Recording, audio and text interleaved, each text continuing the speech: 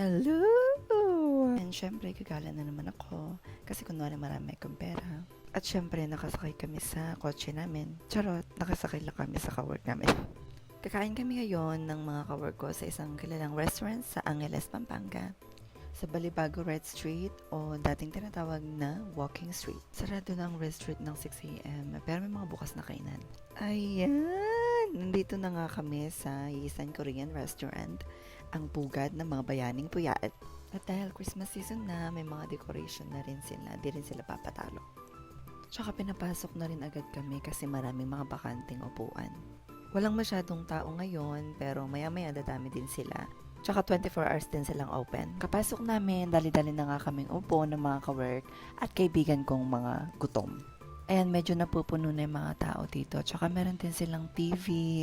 Tsaka pwede pa kumain sa taas niyan. May mga benta rin silang alak actually. Ayan, pagbigay ng menu, nag-order na agad kami. So, ang napagkasunduan namin kunin is tteokbokki, samjie, seafood ramyun, tsaka kimbap. Ay, may yangyam chicken pa pala. At may side dish din sila at anli yun. Ayan, di ba umuusok pa? May iced coffee din sila at anli. Matagal din kami nagstay, mga less than 3 hours. Ang nagastos nga namin is total of 1,230.